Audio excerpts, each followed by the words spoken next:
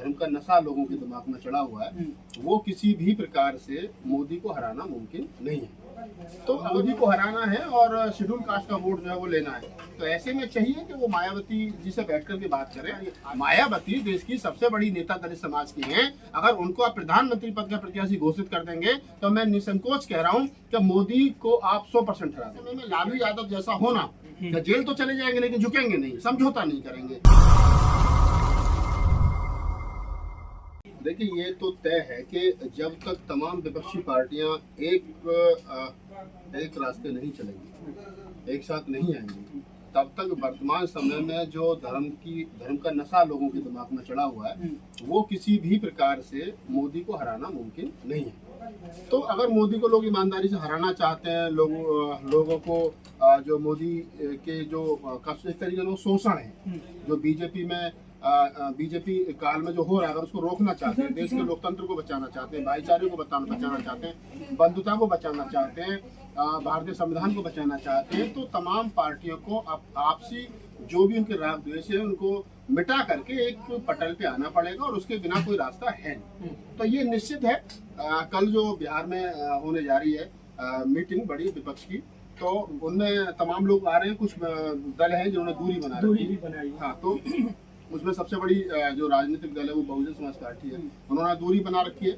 और आज जिस प्रकार के संकेत परसों जिस प्रकार के संकेत अखिलेश यादव ने दिए थे, आज जिस प्रकार के संकेत जो है वो मायावती जी ने दिए हैं, तो उससे लग रहा है कि निकट भविष्य में बसपा भी इस गठबंधन का हिस्सा बनेगी। और शायद हो सकता है कि जो बसपा सुप्रीमो मायावती वो कुछ स्पेशल ट्रीटमेंट चाह रही हो, उनके मन में ये ख्याल हो, ये बात हो कि जो विपक्ष है वो मुझे प्रधानमंत्री का चेहरा जो है वो कहीं ना कहीं घोषित करे। और वो डिजर्व भी करती है, हम कहें तो इस बात को, क्योंकि भाई हर प्रदेश में उनका वोट है। शेड्यूल कास्ट की वो सबसे बड़ी नेता है और उसमें भी खासतौर से चमार कम्युनिटी अकेली ऐसी है, जाटव, चमार, महार, जो हर स्टेट में मिलेगी, हर जिले में, हर गाँव में मिलेगी। तो अगर विपक्ष ये चाहता है कि उसको मोदी को हराना है और शेड्यूल कास्ट का वोट जो है वो लेना है, तो ऐसे में चाहिए कि वो मायावती जी से बैठ करके बात करें। आज जिस प्रकार की स्टेटमेंट बसपा सुप्रीमो मायावती ने दी है कि विपक्ष की जो मतलब कार्य है वो संतोषजनक नहीं है, वो 80 सीट वाले उत्तर प्रदेश को नजरअंदाज कर रहे हैं। तो इसका सीधा संकेत बहन जी का यही है कि वो भी ये चाहती है कि बात बने, तरीके से बने, लेकिन उसमें पहले चीजें तय हो जाए। जगजीवन राम जैसा हाल ना हो जाए कि पहले ये कहा जाए कि हम कांग्रेस को हराने के लिए तमाम दल एक मंच पर आए और फिर जगजीवन राम को जो है वो प्रधानमंत्री बनाएंगे, बाद में चरण सिंह जी को बना दिया गया। तो वो चीजें पहले से तय हो जाए। तो विपक्ष में हर पार्टी की अपनी भूमिका है और हर पार्टी अपना जो उसकी जिम्मेदारी है वो उसको अच्छे तरीके से निभाए। और फिर देखिए कि मोदी को हराना ज्यादा बड़ी बात नहीं है, क्योंकि उनके पास में 40% के आसपास वोट है। 60% वोट जो अभी भी विपक्ष के हाथों में है। तो आप अगर विपक्ष एक मंच पर आ जाएगा तो 60% वोट एक जगह आ जाएगा, और जब वोट एक जगह आ जाएगा तो फिर मोदी तो फिर वही गुजरात पहुंच जाएंगे। इसमें बहुत बड़ी बात थोड़ा ही है।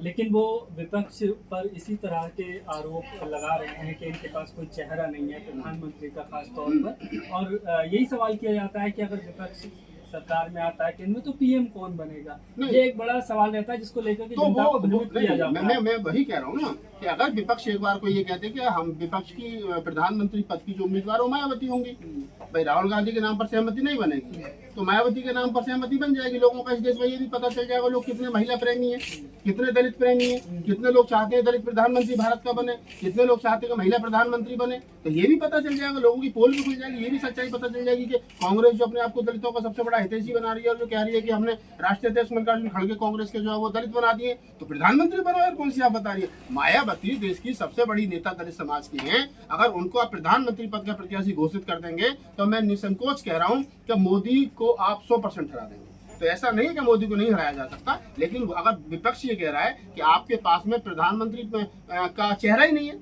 तो वो अपनी जगह ठीक कह रहा है, क्योंकि यहाँ तो 70 आदमी है और कुर्सी एक है।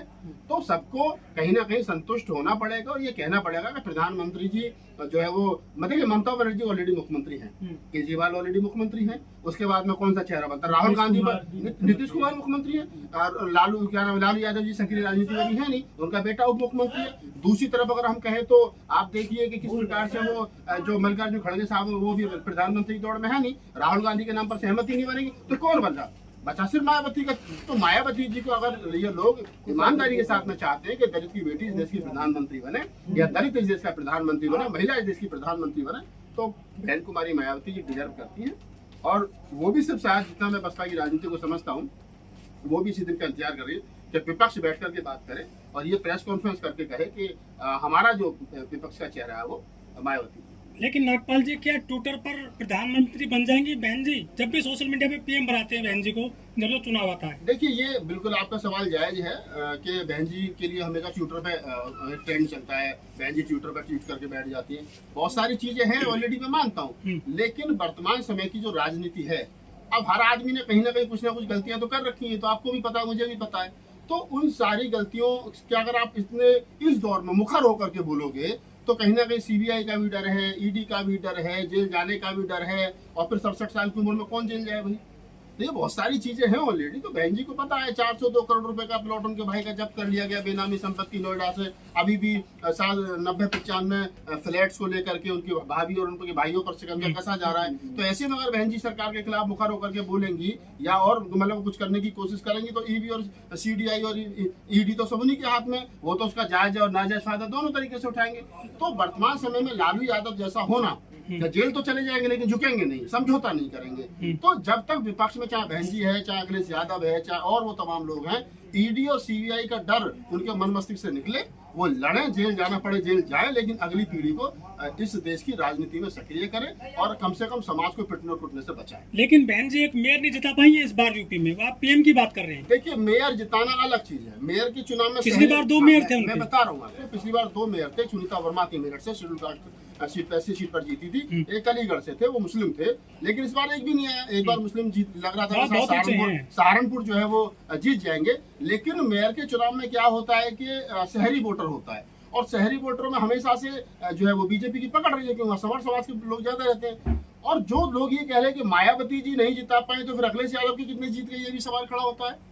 और जिस राहुल गांधी को आप बार बार प्रमोट कर रहे हैं, या जिस मल्लिकार्जुन खड़गे साहब को आप प्रमोट कर रहे हैं, जिस कांग्रेस को आप करें, तो फिर उनके कितने जीत गए, ये भी सवाल खड़ा होता है। अगर मायावती के नहीं जीते तो फिर अखिलेश यादव के भी नहीं जीते, फिर कांग्रेस के भी नहीं जीते, फिर तो जीते किसके? 17 के 17 जीते तो बीजेपी की। तो फिर तो बीजेपी को प्रधानमंत्री बनाओ, तो फिर क्या जरूरत है? अगर मेयर के हिसाब से चुनाव से आप इसका फ्यूचर की प्लानिंग करोगे तो ऐसा नहीं है कि आज जो नहीं हुआ वो कल नहीं होगा। एक समय इस देश के अंदर ऐसा था, एक नारा लगता था, India is Indira, Indira is India.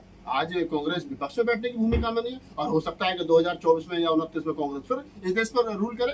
तो राजनीति में उठापटक चलती रहती है। आज जो राजनीति में बैठे हैं, एक समय ऐसा था 84 में 2 सांसद थे, आज वो 300 प्लस है। तो ऐसा नहीं है कि राजनीति में कुछ परमानेंट है, ना तो राजनीति में सब कुछ परमानेंट होता है, और ना ही राजनीति में कोई परमानेंट दोस्त होता है, ना कोई राजनीति में परमानेंट दुश्मन होता है। नागपाल जी, आपकी नजर में ज्यादा बेटर खड़गे रहेंगे पीएम पद के उम्मीदवार, या मायावती रहेंगी? मायावती जी रहेंगी 100%। और मेरी नजर में क्या, खड़गे साहब दबंग नेता हैं, हम उनका सम्मान करते हैं, बुद्धिजीवी हैं, मजबूत है। लेकिन अगर प्रधानमंत्री की बात कही जाए तो एक, मैं कह रहा हूँ कि चलिए, मैं अपनी बात नहीं कह रहा, मैं अपनी राय नहीं दे रहा, लेकिन एक बार सर्वे करा लिया जाए देश के अंदर कि अगर 2 उम्मीदवार है, आप खड़गे, मल्लिकार्जुन खड़गे साहब और बहन कुमारी मायावती जी, तो किसको आप प्रधानमंत्री मतलब पसंद करेंगे? तो निश्चित रूप से बसपा सुप्रीमो मायावती जी के लिए ज्यादा लोग लाइक करेंगे, क्योंकि उनके पास में अपना वोटर है। और मल्लिकार्जुन खड़गे साहब के साथ जो वोटर है वो कांग्रेस का वोटर है। तो कांग्रेस का वोटर जो कहीं ना कहीं राहुल गांधी को पसंद करेगा, सोनिया गांधी जी को पसंद करेगा, प्रियंका गांधी को पसंद करेगा, वो मायावती को क्यों पसंद करेगा? तो मल्लिकार्जुन खड़गे साहब के साथ पार्टी है, जन समर्थन नहीं है।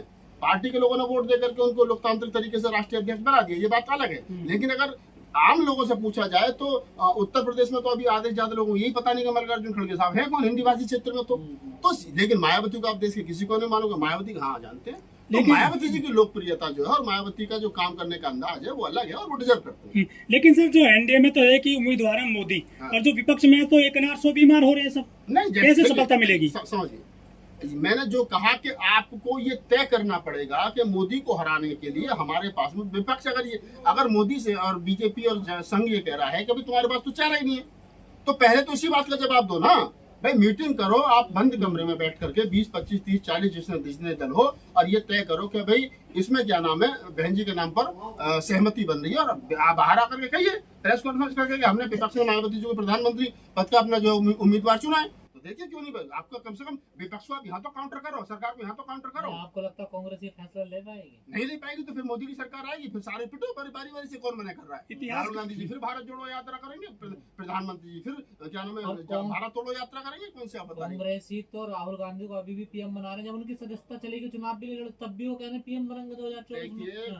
अब ये तो वही वाली बात है ना भाई, कोई लोकतंत्र है, लोकतंत्र में हर आदमी को अपनी बात रखने का अधिकार है, ये हमारा फंडामेंटल राइट्स है। लेकिन फिर भी क्या जो हम बोल रहे हैं वो संभव है, क्या ऐसा हो सकता है, ये विचारणीय प्रश्न है। राहुल गांधी जी का मैं बड़ा उनको लाइक करता हूँ पर्सनली, लेकिन अगर राजनीतिक रूप से 2024 को ध्यान में रखकर किया जाए तो मैं समझता हूँ कि उनको 2029 की तैयारी करनी चाहिए और 2024 के लिए बसपा सुप्रीमो मायावती पर विपक्ष को दाव लगाना चाहिए।